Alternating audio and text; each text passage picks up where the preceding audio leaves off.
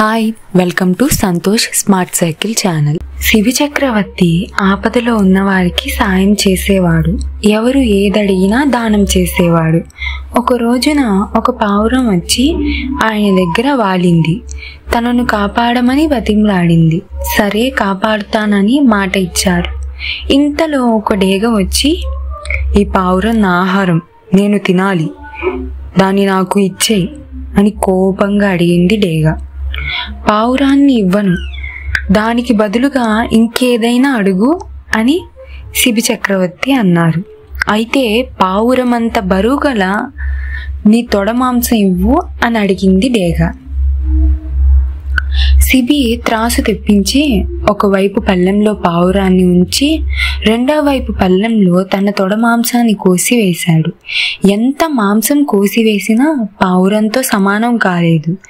చివరికి తానే త్రాసు పళ్ళెంలో కూర్చున్నాడు. పావురానికి బదులుగా మొత్తం తన శరీరాన్నంతా తినేయమని డేగను అడిగాడు. వెంటనే డేగ ఇంద్రుడిలా, పావురం అగ్నిదేవుడిగా మారిపోయారు. వాళ్ళని చూసి శిబి చక్రవర్తి ఆశ్చర్యపోయారు. అదేవిధంగా సంతోషించారు. అగ్నిదేవుడు, ఇంద్రదేవుడు శిబి చక్రవర్తితో నీ పేరు చిరస్థాయిలో నిలిచిపోతుంది అని చెప్పారు. అందుకే అంటారు, చేసిన మంచి పనులు ఎప్పటికీ ఎక్కడికి పోవు అని. Please like and comment, subscribe the channel.